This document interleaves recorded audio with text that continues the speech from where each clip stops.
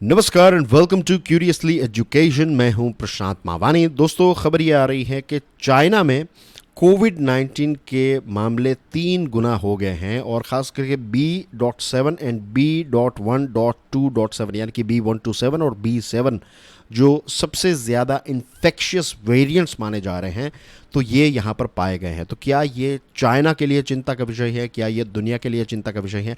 इसके साथ जुड़े हुए फैक्ट्स को आज हम समझने वाले हैं। तो I hope you all are ready. Let's crack on. News की बात करें तो कोविड 19 के जो नए केसेस हैं चाइना में वो 3 गुना ज़्यादा हो गए हैं। Right, cases have tripled. और बहुत सारे चाइना के जो शहर हैं वहाँ पर चाइनीज़ सरकार ने फ्रेश लॉकडाउन्स लगा दिए हैं और ट्रैवल रिस्ट्रिक्शंस भी लगा दिए हैं। 10 अक्टूबर 2022 की बात है, जब आज से 3 दिन पहले की बात करें तो चाइना में 2089 नए लोकल केसेस देखने को मिले हैं। अब आप सोच रहे होंगे कि चाइना तो इतना बड़ा देश है, राइट, भारत से भी बड़ा देश है, भारत से भी ज़्यादा पॉपुलेशन है, तो ऐसे देश में 2089 new local cases is nothing. But दोस्तों, अगर हम अगस्त 20 की बात करें, अगस्त 2022, तो सबसे ज़्यादा पिछले अगर आप 2 महीनों के आंकड़ों को देखेंगे तो 20 अगस्त 2022 को चाइना में सबसे ज़्यादा केसेस देखने को मिले थे।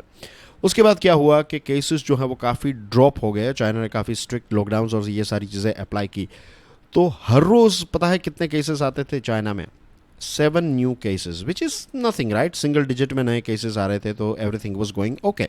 लेकिन ऑल ऑफ द सडन 10 अक्टूबर को 2089 नए केसेस जो हैं वो देखने को मिले और इसकी वजह से शंघाई, शेंजन और दूसरे ऐसे शहर जो हैं वहाँ पर चाइनीज़ सरकार ने टेस्टिंग जो है उसको काफ़ी ज़्यादा बढ़ा दिया है और बहुत सारी चीज़ें जो हैं वो क्लोज़ कर दी हैं। For example schools, entertainment venues, tourist spots etcetera. तो ये सारी चीज़ों पर एक प्रकार का लॉकडाउन जो है वो चाइना ने लगा दिया है। रही बात शेंजन की, तो ये अब चिंता का विषय ये है कि यहाँ पर हाईली ट्रांसमिसिबल BF7 ओमिक्रॉन सब वेरिएंट है, यानी कि ओमिक्रॉन का एक बच्चा ही आप समझ लीजिए, राइट, BF7। तो ये हाईली ट्रांसमिसिबल हैं और ये यहाँ पर शेंजन में पाया गया है और इसकी वजह से अब शेंजन में ये रूल आ चुका है कि अगर आप शेंजन में ट्रैवल करते हैं, if you are an inbound traveller, यानी कि बाहर से अगर आप शेंजन पहुँचते हैं तो आपको 3 दिनों के लिए 3 टेस्ट जो हैं वो करवानी पड़ेगी। चाइना के कोविड 19 के साथ जुड़े हुए रूल्स जो हैं वो काफ़ी स्ट्रिक्ट हैं। अब एक इंटरेस्टिंग चीज़ को हम समझेंगे। If you are preparing for competitive exam दोस्तों, तो ये कन्वर्जेंट इवोल्यूशन, ये कोविड 19 की बात करें या फिर इनके जो वेरिएंट्स हैं उनकी बात करें, तो कन्वर्जेंट इवोल्यूशन क्या होता है ये समझना आपके लिए बहुत ही इंपॉर्टेंट है। आपको एक डायरेक्टली ऐसा प्रश्न भी पूछा जा सकता है, तो पे अटेंशन हियर। देखिए, ओमिक्रॉन की जो सब लीनिएजेस है, यानी कि ओमिक्रॉन के आप समझ लीजिए, सिंपल लैंग्वेज में बात करें तो इनके जो बच्चे हैं, बच्चे और बच्चों के बच्चे जो हैं, तो ये ओमिक्रॉन के सब लीनिएजेस ने दुनिया के बहुत सारे देशों में कोविड की नई वेव्स पैदा की है, right. For example UK, Germany, ये कुछ ऐसे देश हैं जहां पर ओमिक्रॉन सब लीनिएजेस की वजह से ही नई कोविड की वेव्स आई हैं। और शेंजन में हमें क्या देखने को मिल रहा है? ओमिक्रॉन के सब लिनिएज का एक वेरिएंट या फिर ओमिक्रॉन का एक नया वेरिएंट वहाँ पर देखने को मिल रहा है। तो this is a matter of concern. ऐसा ना हो कि चाइना में एक फिर से कोविड 19 की वेव आ जाए, क्योंकि वी नो कि चाइना जो है वो आज भी manufacturing hub of the world है। तो चाइना में अगर लॉकडाउन आएंगे तो हमारे देश की इकोनॉमी पर भी इसकी इम्पैक्ट आएगी, क्योंकि बहुत सारे प्रोडक्ट्स जो हैं वहाँ से बनकर यहाँ पर आते हैं और इन प्रोडक्ट्स का असेंबली में या फिर रॉ मटेरियल के तौर पर, इनपुट के तौर पर इसका इस्तेमाल होता है। तो सिर्फ हमारे देश में नहीं, दुनिया के बहुत सारे देशों में इसकी नेगेटिव इम्पैक्ट आएगी। दैट्स द रीज़न कि ये टॉपिक जो है वो हम सब के लिए इंपॉर्टेंट है, क्योंकि चाइना प्रोडक्शन में और उन सारी चीज़ों में काफ़ी, एंड वी नो कि सिर्फ प्रोडक्शन की बात नहीं, सिर्फ इकोनॉमी की बात नहीं है। We don't want to see a new variant के दुनिया के अलग अलग देशों में ये वेरिएंट पहुंच जाए और फिर से जैसे यूके और जर्मनी में हुआ है ऐसी नई वेव्स जो हैं वो हमारे या फिर दूसरे देश में आ जाए। त्यौहार जो है वो अभी दूर नहीं है, हमारे सबके त्यौहार जो है वो बिगड़ जाएंगे। Anyway, coming back to convergent evolution की बात, तो ये जो म्यूटेशंस हैं, जो नए वेरिएंट्स आ रहे हैं, तो ये क्या हो रहा है कि आरबीडी जो होता है, यानी कि receptor binding domain of the spike protein of the virus, ये जो स्पाइक प्रोटीन होते हैं तो उसमें बदलाव आता है। और बेसिकली सिंपल लैंग्वेज में बात करें तो 5 म्यूटेशंस जो हैं ये प्रोड्यूस होते हैं, तो इनके sons, granddaughters, you know, तो ये नए नए एक प्रकार के उनके बच्चे जो हैं ओमिक्रॉन के, वो आते रहते हैं और नए नए खतरे जो हैं वो पैदा करते रहते हैं। तो यहाँ पर सब लिनिएज की बात करें तो BA.2 है, BA.5 है, तो this are like the grandsons and granddaughters of this omicron variant. Convergent evolution जो है, यही चीज़ जो है कि एक वायरस जो है फिर उसके बच्चे पैदा होते हैं, नया उसमें अपडेट आता है, फिर उसमें एक नया अपडेट आता है, फिर उसमें नया अपडेट आता है। तो that's what convergent evolution is all about. I hope simple language में आपको ये चीज़ जो है वो समझ में आ गई होगी। हमारे देश में जो BA.275 या फिर आप कह सकते हैं BA.2.75.2, ये जो पर्टिकुलर वेरिएंट है, ये हमारे देश में देखने को मिला, और चाइना में जो अभी देखने को मिल रहा है, राइट, और दूसरे देशों में भी ये BF.7 एंड BQ.11, तो ये जो है ये BA.5, ये नाम आपको याद नहीं रखने, आपको चीज़ें ही समझ में रखनी, चीज़ें ही समझनी है कि ये BA.5 जो हैं, तो इसके नए बच्चे अब आ गए, that is BF.7 and BQ.1.1। तो BA.5 से इसमें थोड़े बहुत डिफरेंसेस हैं। चिंता का विषय है क्या ये?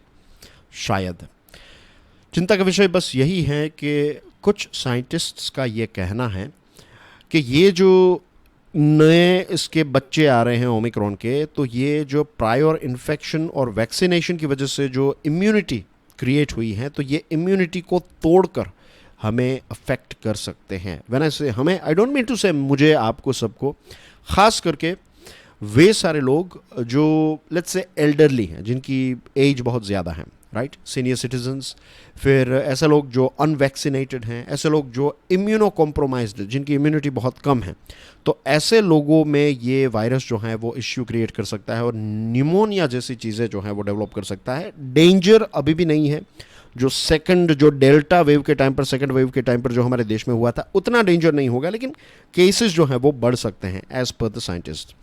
मैटर ऑफ कंसर्न ये होगा, चिंता का विषय ये होगा कि अगर ऑल ऑफ द सडन एक नया वेरिएंट आ जाए, लेट्स होप कि ऐसा ना हो, भगवान ना करे, गॉड फॉरबिड, जैसे डेल्टा के बाद ओमिक्रॉन आया, तो delta was very dangerous, right, वो लोगों की जान ले रहा था। ओमिक्रॉन जो है वो जान नहीं लेता है, लेकिन स्प्रेड बहुत ज़्यादा होता है। तो we don't want to see, of course, कि कोई ऐसा नया वेरिएंट आए जो ऑल टुगेदर डिफरेंट हो, लेकिन we have to understand this thing, जैसे हमने देखा कि ये जो इवोल्यूशन है ये इसका कंटिन्यूसली हो रहा है। फिलहाल as far as today is concern, doctor Rajeev Jayadevan, जो health expert and member task force हैं कोविड इन केरला के, तो इनका कहना यह है कि अभी ऐसा कोई सिग्नल नहीं है कि ऑल टुगेदर कोई नया वेरिएंट आया हो। हाँ, ये जो मैंने बच्चों की बात की कि ओमिक्रॉन के नए नए बच्चे आ रहे हैं, तो ये चीज़ जो है वो अभी चल रही है। चाइना की पॉलिसी जो है वो काफ़ी स्ट्रिक्ट है। सिंस 2020 चाइना जो है वो ज़ीरो कोविड पॉलिसी को फॉलो कर रहा है। इसका मतलब ये है कि बहुत ही एग्रेसिव टेस्टिंग, आइसोलेशन और रीजनल लॉकडाउन जो है वो धड़ाधड़ वहाँ पर लगाए जाते हैं।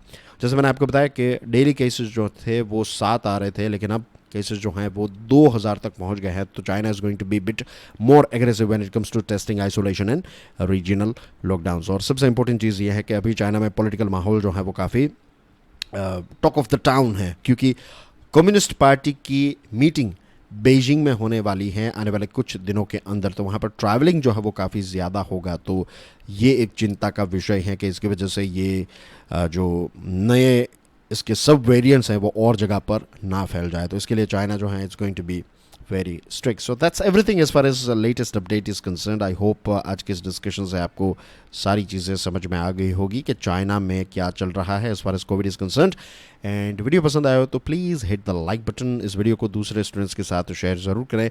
बहुत सारे ऐसे स्टूडेंट्स हैं जिनको क्यूरियसली एजुकेशन के बारे में पता नहीं, तो please do let them know about curiously education. And if you have not subscribed our channel, please do consider subscribing curiously education. मैं ऐसे कुछ और इंटरेस्टिंग वीडियोस आपके लिए लेकर आता रहूँगा। Till then, enjoy your studies. God bless you all. जय हिंद।